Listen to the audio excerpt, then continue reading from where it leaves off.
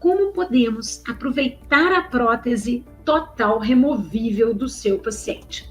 Nós organizamos 6 opções, tá?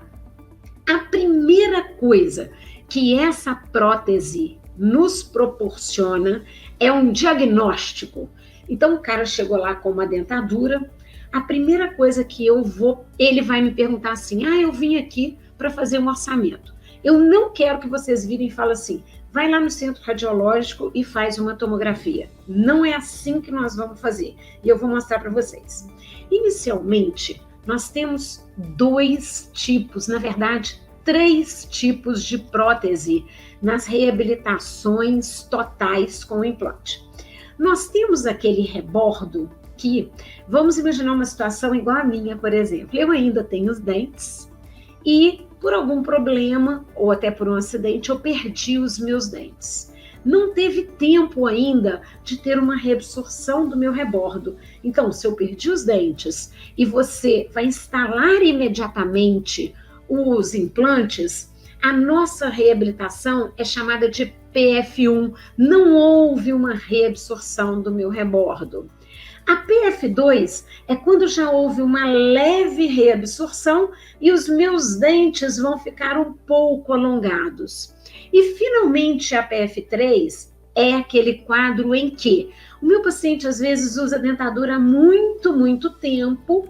Eu preciso reabilitar o meu paciente não só com dente, mas também com uma porção de gengiva, de forma a nós necessitarmos vamos falar de 3 elementos, né?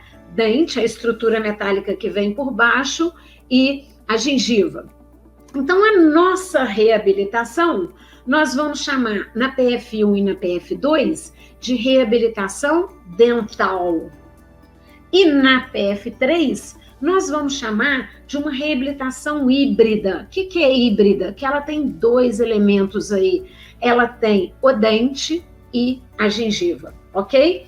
Vai me falando no chat se o conceito PF1 está muito bem claro. A reabilitação dental é que a nossa montagem é só de dentes, a montagem protética, e a reabilitação dentogengival, também conhecida como prótese híbrida, também conhecida como PF3, ela tem uma composição de dente e de gengiva.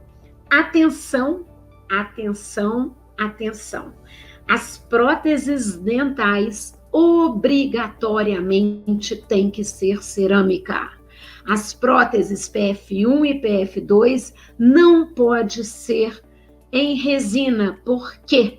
Porque o espaço dental corresponde a aproximadamente 10 milímetros. E esses dentes de estoque, que a gente compra esses dentes de estoque, por melhor que seja a marca, ele não tem retenção química com o metal. Então, no primeiro movimento de protusão da sua mandíbula, esses dentes vão soltar, vai debulhar tudo. Evelyn, eu tô com um caso aqui no meu consultório que os dentes soltam todo santo dia. Se você for lá e medir do rebordo até o dente e tiver menos do que 15 milímetros, truco, você deveria ter feito para esse paciente uma prótese cerâmica. Por quê? O espaço protético dental é de aproximadamente 10 milímetros. Então, se eu medir o meu dente, se eu medir o dente da Lilian, se você medir o seu dente, o seu central tem aproximadamente de 10 a 12 milímetros, porque nós ainda não tivemos uma reabsorção do rebordo. Então, a nossa reabilitação obrigatoriamente tem que ser cerâmica. O pessoal tá dando que tá ok para o conceito, Lilian? Conceito de PF1 bem claro, isso, muito claro. Já para a PF3, eu preciso de 15 milímetros. O que é 15? São os 10 milímetros do tamanho dental, mais 5 milímetros para a construção da estrutura metálica e acrilização dos dentes de estoque. Então, ficando claro o que é uma PF1, uma PF2 e uma PF3, vocês já precisam começar a pensar no financeiro. Meu Deus! E esse paciente que está soltando meus dentes todo dia? Se está soltando todo dia e você medir que é só 10 milímetros que você tem ali, você vai ter que pagar para ele uma prótese cerâmica. E muitas vezes você não orçou para isso. E aí o negócio ferrou, mas ferrou bonito, tá? Eu vou usar um português, gente, que eu uso usualmente mesmo, tá? Então nós vamos lá. Esquece radiografia, esquece tomografia, vamos pensar na prótese. A senhora de óculos é a dona Glória e a sem óculos é a Regina. As duas pacientes chegaram já com 2 dentaduras ali, ok? Virei para a dona Glória e falei, dona Glória, de óculos, a senhora gosta da exposição dental dos seus dentes? Olha, Evelyn, pelo amor de Deus, eu não gosto nem de pensar em dentes maiores, porque uma vez eu troquei uma dentadura, começa a escutar os casos da dentadura. Eles fizeram um dente tão grande que parecia não caber na minha boca, tá? Aí, nesse momento, você pede à paciente para ficar de repouso. O que é ficar de repouso? Sentar numa cadeira, igual eu estou sentada aqui, nunca deitada na cadeira de dentista, pede ela para ficar em repouso e faz uma mensuração da DVO. Se essa mensuração da DVO estiver muito próxima a medida da... Desculpa, eu estou tão empolgada que eu errei.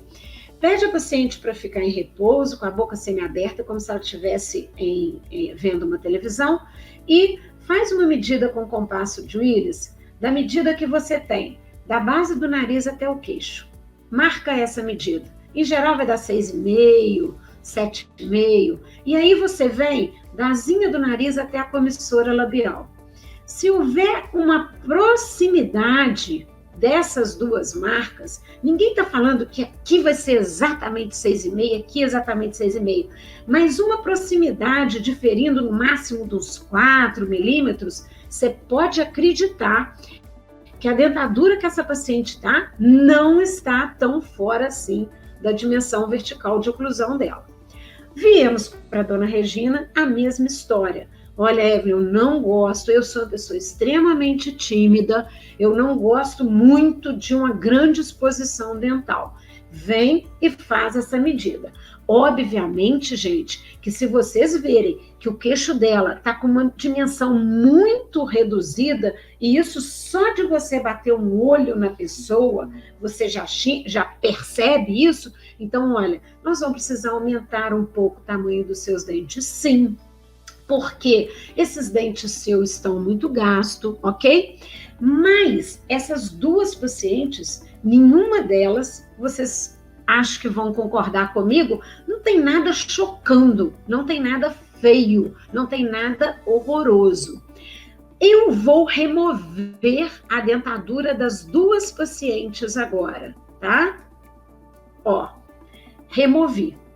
Apesar da dona Glória aparentar ser mais velha por causa das marquinhas da idade, o lábio dela nota que não está tão comprometido como o lábio da nossa outra paciente. O que já me alerta?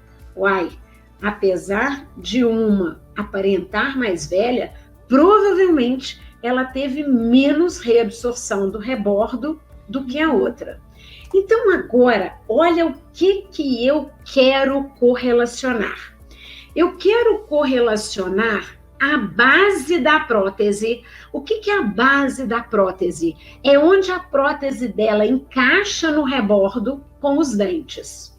Eu posso utilizar a própria dentadura do paciente, como vocês estão vendo onde está correndo o mouse, ou eu posso simplesmente duplicar a própria prótese da paciente. O que eu quero agora? Eu quero correlacionar o rebordo dela com os dentes. Tá vendo que nessa transparente, onde eu fiz a duplicação, onde é o rebordo, eu marquei bem com uma canetinha vermelha? Essa canetinha vermelha, ela mostra exatamente o rebordo da minha paciente. E eu estou vendo numa vista frontal que do rebordo dela até os dentes eu tenho uma altura. Maravilha, se eu tenho uma altura, eu posso construir uma PF3. O que é uma PF3? É uma composição de dente, estrutura metálica e acrilização. Eu posso fazer metaloplástica. Só que, se eu tenho a borda do paciente e logo em seguida começo os dentes, obrigatoriamente a minha exposição, apesar dessa paciente ser edêntula, é de dente. Então, eu tenho que fazer para ela uma cerâmica. E com isso, eu já começo a pensar como que isso vai ficar mais caro. Quando eu trouxe isso para a boca, o que eu estou vendo? A dona Glória, apesar de aparentar mais velha, simplesmente os dentes da prótese dela já estão em íntimo contato com o rebordo. Sendo assim, se eu não puder cortar osso, eu tenho que fazer uma prótese cerâmica. Já na outra paciente, a Regina, ela já teve uma reabsorção tal que eu tenho distanciamento da base dos dentes até o rebordo e assim eu vou poder oferecer para ela um custo mais baixo no protocolo, porque a prótese dela vai ser metaloplástica. Então, o que eu mostrei aqui? Acho que com no máximo 10 minutos, eu estou meio perdida em relação de tempo.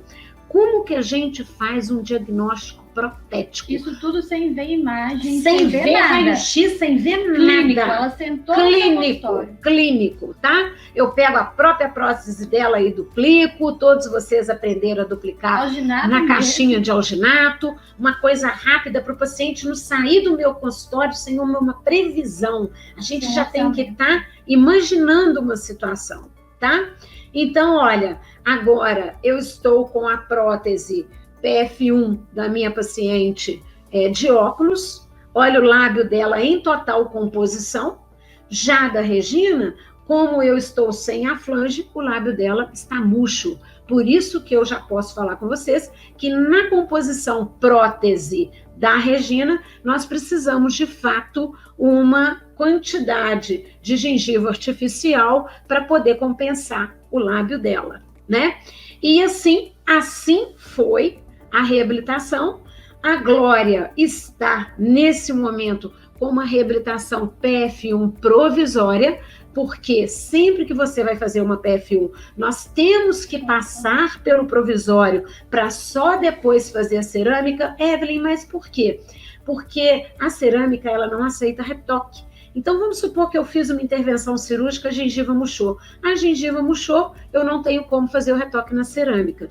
E, em compensação, a Regina já está com uma prótese, vamos falar, definitiva, em PF3. Por quê? A Evelyn, se murchar, a gente pode reembasar com uma resina termo, nós podemos reembasar também com uma resina fotopolimerizável, enfim, olha todo o procedimento que é de uma PF1, nós precisamos passar por um provisório, e na PF3, muitos colegas já vão direto para a prótese definitiva.